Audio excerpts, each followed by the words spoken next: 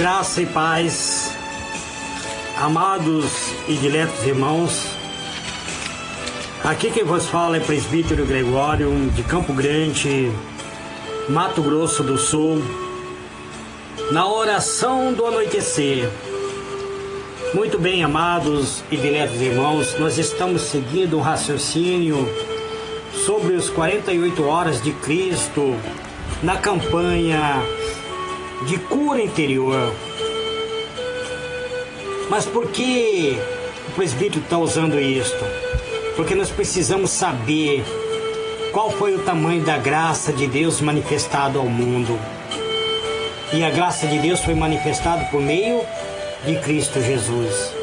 Eu estava vos dizendo que o Senhor Jesus tinha sido ferido por um soldado de Anás. Na verdade, analisando a palavra de Deus, era um criado que, quando Anás começou a interrogar a Cristo, ele diz: eu falei-vos abertamente ao mundo, eu sempre ensinei nas sinagogas e no templo, onde todos os judeus se ajuntaram, e nada disse em oculto.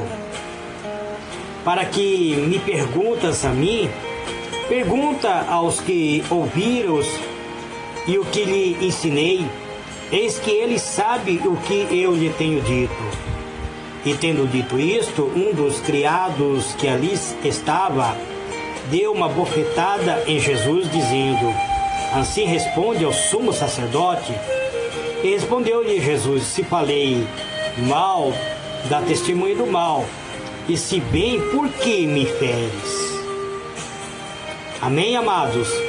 Livro de João, capítulo 18, verso 20 até o versículo 23.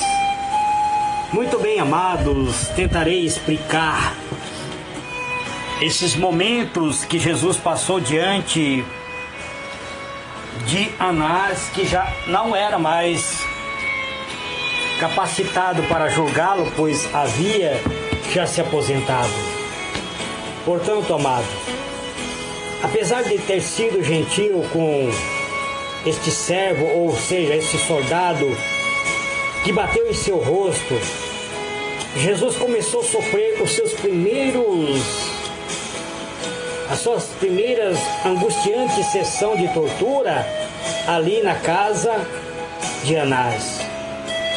Os soldados se amontoaram à sua volta, zombando dele, espancando impiedosamente. Amados, embora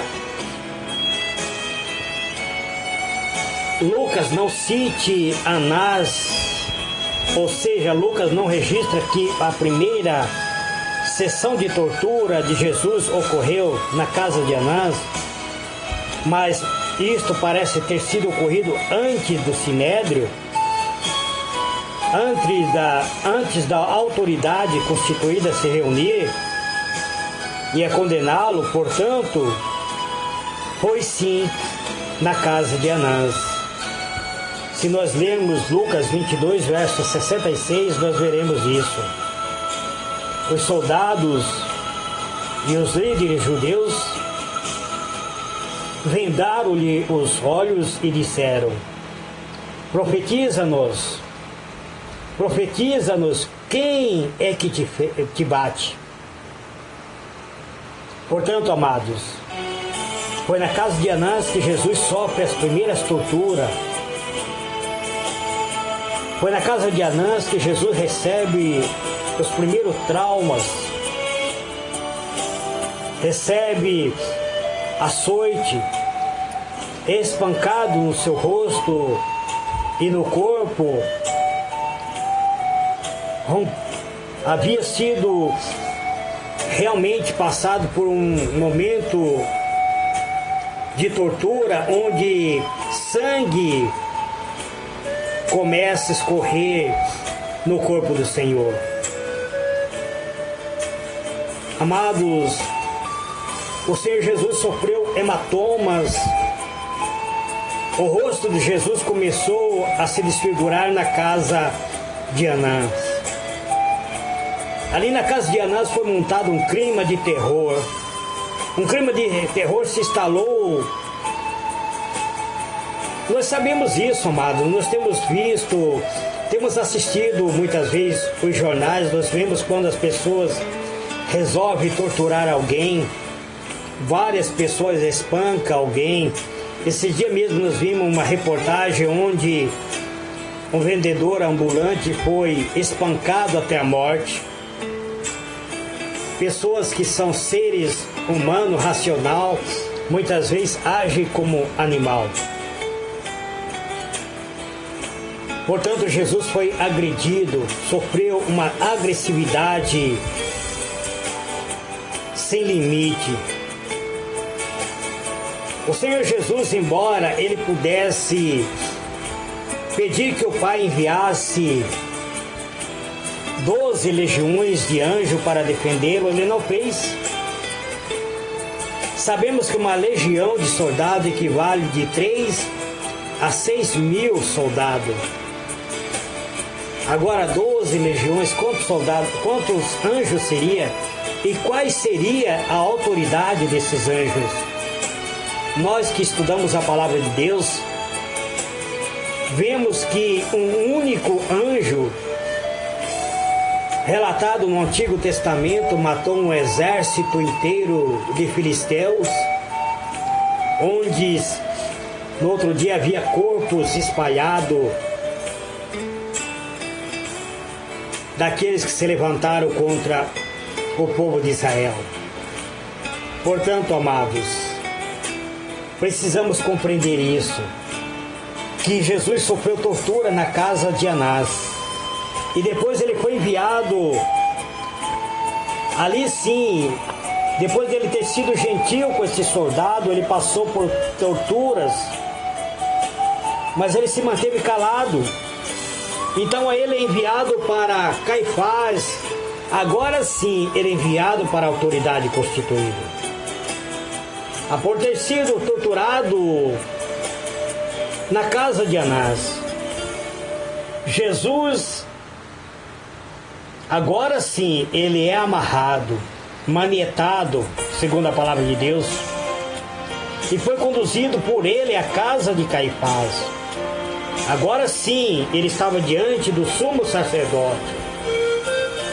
E lá se reuniram o sinédrio, quer dizer, as autoridades constituídas.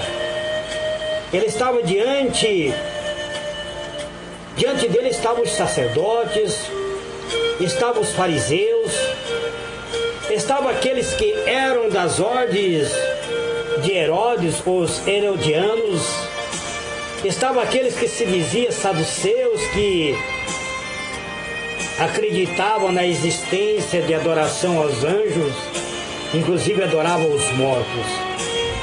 Estavam ali os mestres da lei. Enfim, estavam todos as lideranças judias. Estavam as altas hierarquias diante agora de Jesus para julgá-lo. Ou mais altas autoridades religiosas, os homens da lei de Israel, estavam reunidos para decidir que fim daria ao carpinteiro de Nazaré, que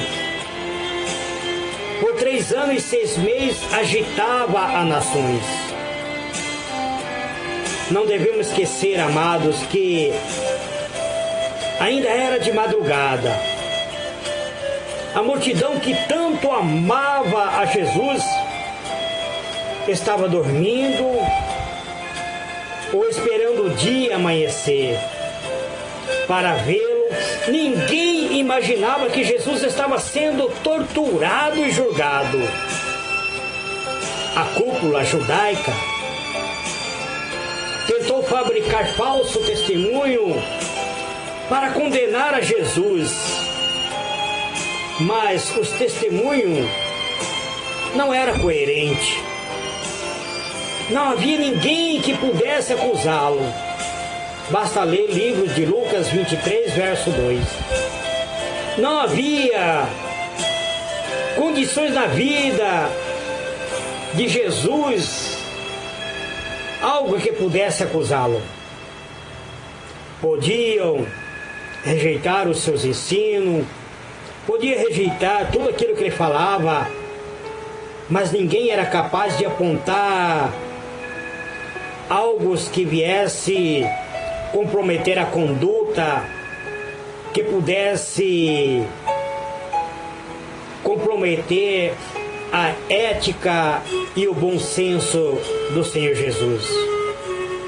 Portanto, amado, houve um julgamento realmente baseado naquilo que não poderia ser. O Senhor Jesus manteve-se em silêncio. Jesus ouviu todos os falsos testemunhos pacientemente. Não sentia necessidade de se manifestar. Os homens do Sinédrio mostravam-se apressado, tenso, ansioso, mas ele mantinha um silêncio, uma calma. Caifás, o mais importante homem da cúpula religiosa, estava agora intrigado, estava indignado com o silêncio de Jesus.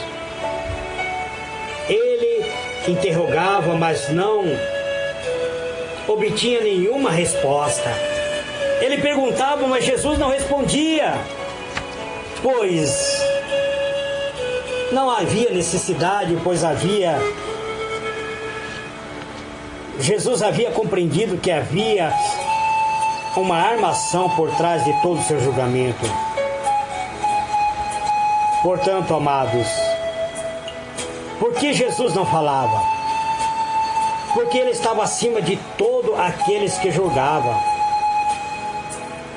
Os líderes religiosos defendiam o Deus que eles não conheciam. Ele defendia o Deus que Moisés adorou, mas eles mesmos não conheciam.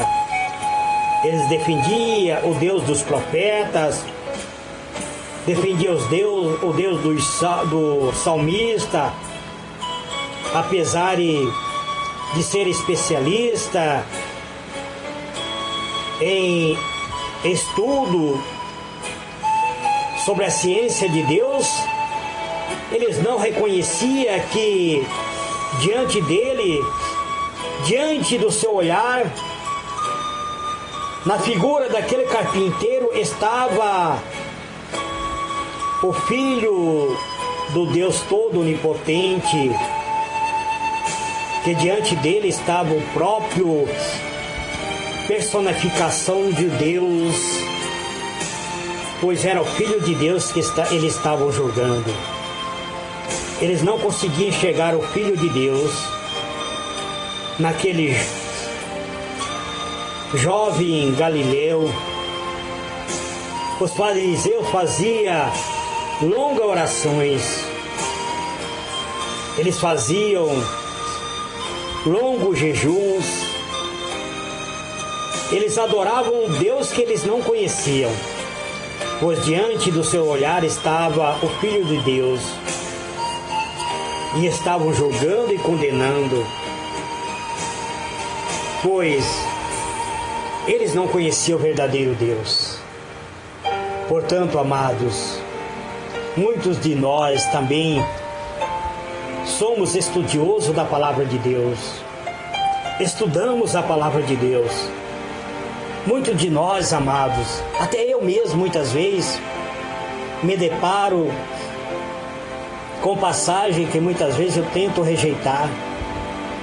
E muitos de nós, será que não rejeitamos a Cristo? Será que muitas vezes não renegamos o nome do Senhor Jesus? Será que se nós estivéssemos lá no dia do julgamento, não estaríamos condenando a Cristo a ser crucificado. Portanto, amados, chamo a vossa atenção e convido vocês a orar comigo, pois estamos numa campanha de cura e libertação. E eu tenho vos trazido as mensagens das 48 horas de Cristo antes da sua crucificação. Na verdade, nem sei mais se já fazem 48 horas, pois agora ele está diante de Caifás e está prestes a ser crucificado. Vamos à oração. Eterno e soberano Deus, em nome do Senhor Jesus, Pai amado, eis-me aqui, entrando na Tua presença em oração, em adoração, em clamor, em súplica, meu Pai, pois eu creio na Tua benevolência, no Teu poder inefável, na Tua magnitude, meu Pai. Eu quero orar, meu Deus, pedindo a favor do meu irmão, da minha irmã, que ora todos os dias comigo, Pai, buscando a Tua presença, o Teu poder e a Tua graça. Eu venho, meu Deus, pedir que o Senhor coloque a Tua mão santa sobre nossas vidas, nos direcione, nos dê da Tua graça e do Teu amor inefável. O Senhor que é Deus, que é soberano, que é magnânimo, que é eterno, que a Tua bondade é imensurável, Pai. Eu quero Te glorificar neste momento, pedindo, meu Deus, que o Senhor abra o portal dos céus e derrame sobre nossas vidas uma bênção inefável. Derrame sobre nossas vidas, Pai, a Sua graça, esta unção que despedaça todo o jugo. Pois nós estamos numa campanha, Pai, de libertação, uma campanha de cura interior, uma campanha, Senhor, de cura da nossa alma, uma libertação da nossa alma.